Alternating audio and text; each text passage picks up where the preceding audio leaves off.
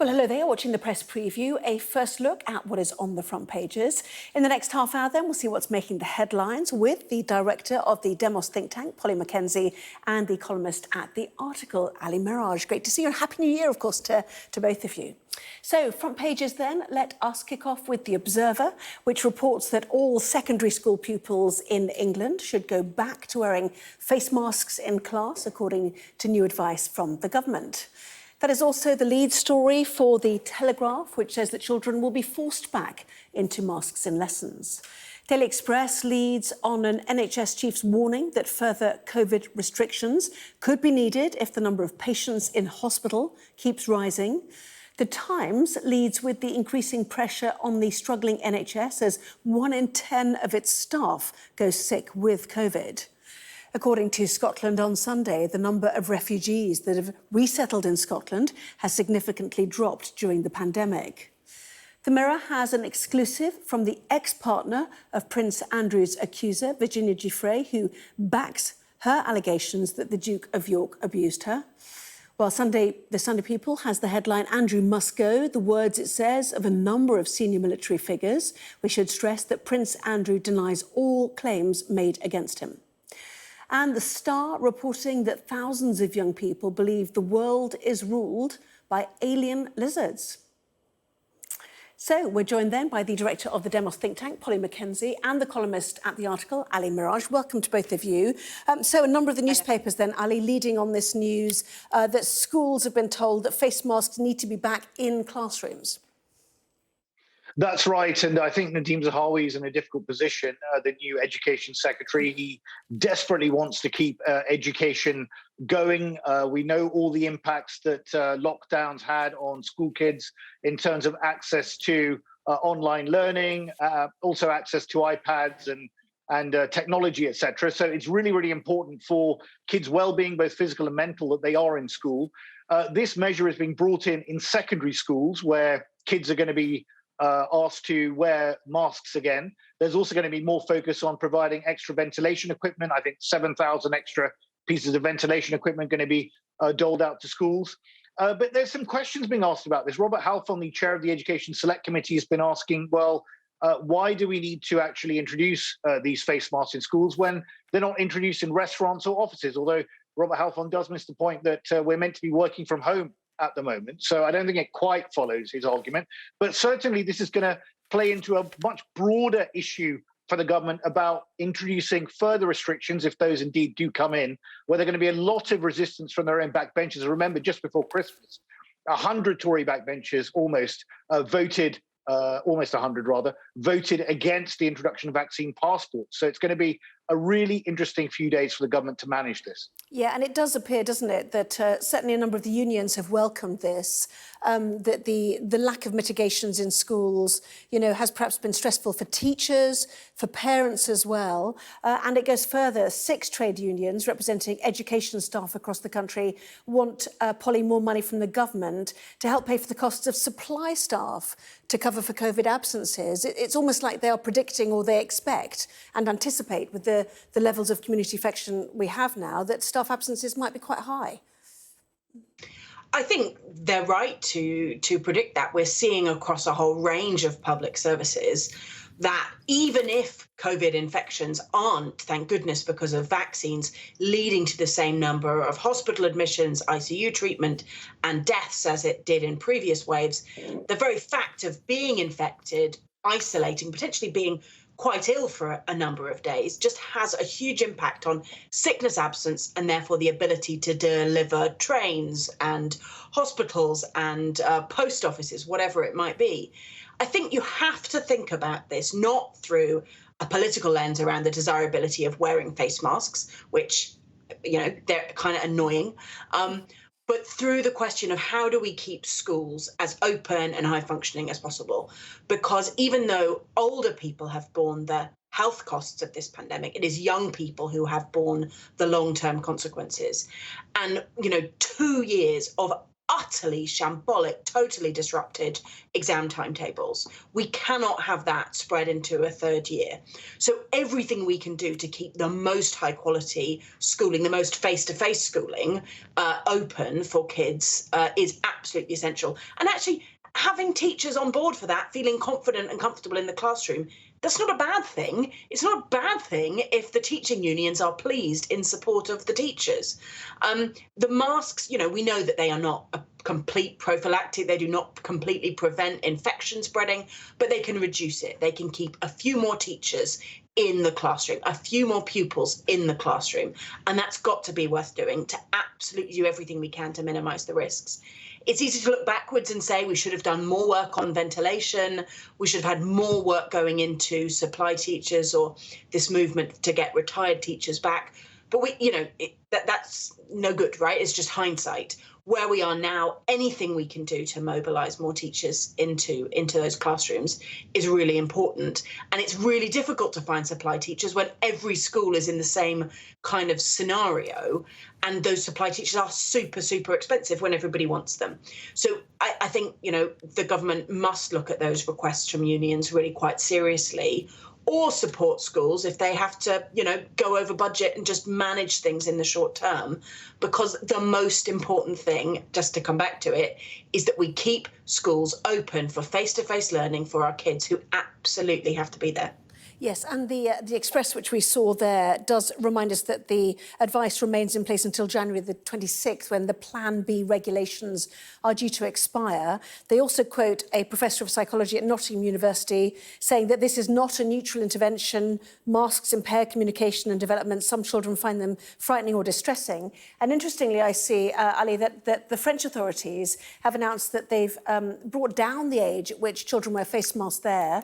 Children 6 and older now will have to wear masks in indoor places open to the public, which is, that's very young, isn't it, to get kids to enter buildings and put a face mask on?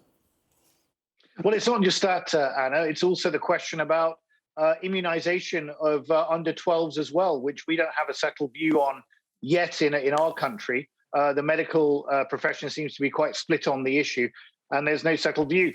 I think this is going to be a difficult one for the government to navigate for a couple of reasons. Firstly, as I mentioned, its own backbenchers, and we know there are 100 of them. There could be more. Part of them in this COVID recovery group that are really quite vociferous about any new restrictions whatsoever. And that's been driven partly by a philosophical view about freedom, but also fundamentally about economics. And I was talking to, I take an interest in all things related to nightclubs. I was talking to a founder of my favorite dance music record label, Defected, in the last couple of days, who said that we now need to move beyond a world of lockdowns. COVID has caused a lot of suffering, not only medical-related suffering, also suffering to people's jobs and the economy.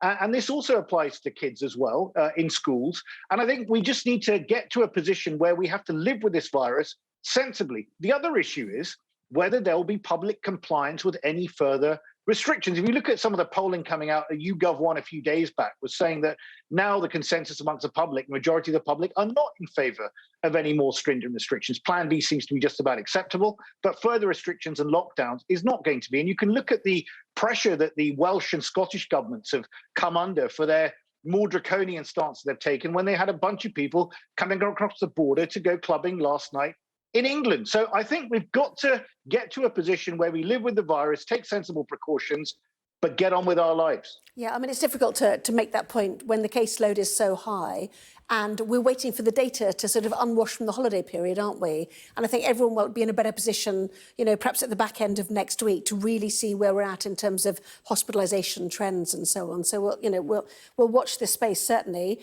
you mind if we move on to the Sunday Telegraph, Polly, and talk about the cost of living crisis, fuel bills again? What's this about?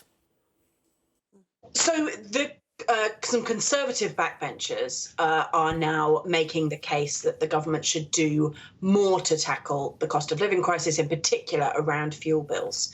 And, this is something I think we're going to come back to over all of the first months of this year. This is when energy bills are their highest. because it's cold. So people turn the heating on more, and particularly people on kind of prepay meters really, really face the cost of that in a day-to-day way. And energy bills, there's currently no pathway to bring them down. The energy cap, which we know has been really hurting supplier companies, pushed lots and lots of them out of businesses, will go up as a result of the continued high wholesale prices. And that's going to cause huge political pain for people. There's some polling in the Mail on Sunday today as well. Tomorrow, sorry, which goes into the question of that cost of living crisis and people's concerns about that, particularly in the Red Wall. And in the last couple of weeks, we've had the Labour Party putting pressure on the government, saying that VAT should be cut on fuel bills to reduce some of the pressure on the cost of living. But we're now seeing kind of pincer movement. It's actually the Tory right, particularly some kind of climate skeptics who are worried about all of the green costs that are loaded onto our energy bills, who are now saying that something needs to be done about energy bills as well. So it's quite hard to see a good policy intervention that actually helps people quickly, because this is kind of global political trend around the cost of energy. But nevertheless, it's really clear that political pressure is piling on from every direction now. OK, can we very quickly do Tony Blair? What do you reckon? Just a very quick one, Ali. It's in the Express, number of front pages too. The controversial awarding of an Order of the Garter as a knight companion. Well, he did actually have a transformational impact on British politics, won 3 general elections, most successful Labour leader for decades. So I think it's quite right that he should be knighted. However, I think his epitaph will always be Iraq.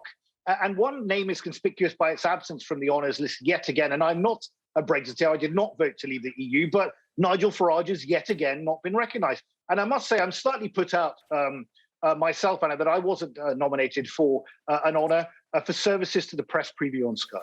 OK. Lots more on that to come in the future, no doubt. How farmers also ahead could spin straw into gold by rewilding the countryside. That is on the front page of The Telegraph. We will look at that next.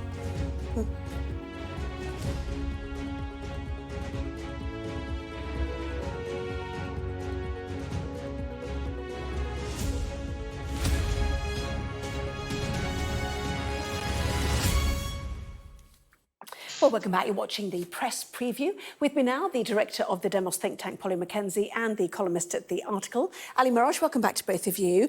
So, Polly, let's go to the Sunday Telegraph, shall we? And a story here about rewilding natural habitats. What's the suggestion? Well, this is really great news, I think. As a result of Brexit, which I'm not in favour of, but the one really good thing is our ability to reform the way we subsidise farming in this country really quite drastically. And this big change is to encourage and enable farmers to rewild the countryside, by which means letting things go crazy wild, rather than trampling everything down with sheep pasture, for example. It can often be really, really helpful for flood management to allow a natural habitat to grow, to allow some of Britain's sort of ancient rainforests to spread, to allow woodlands to grow out into kind of fields that have been left fallow, and potentially introduce some older kinds of wildlife as well. And it's great for the environment and great for biodiversity. I mean, it's not universally welcomed, I suppose, is it? I mean, yes, brilliant for plant life and all that, but the reintroduction of beavers, for example, in Scotland has caused some farmers difficulties on their land. They're good and bad, I suppose, for the environment, mainly good, which is why they've been reintroduced, and they're calling for compensation. So, I mean, is this to be broadly welcomed, do you think, Ali? Well, I think, look, farmers need to make a living and they need to be able to use their land effectively in the pursuit of that. But I do agree with Polly on this, actually. I do think it's welcome. And I have to declare an interest, Anna. I am National Vice President of CPRE, the countryside charity, and we have been really focused on both of these. We welcome both of these initiatives, both on rewilding and also more money for local farmers to increase biodiversity. Particularly hedgerows is something that we've been focusing on because they are a real source of richness for species, for maintenance of the environment, and also for the beauty and tranquility of the countryside for us all to enjoy, particularly when most of us have been locked up for a large part of the last 2 years. It's very important for mental health to get out there into the countryside and sample the fresh air and look at the beautiful tranquility of our nature and countryside. From nightclubs to rural protection, is there anything you don't turn your hand to? I don't know.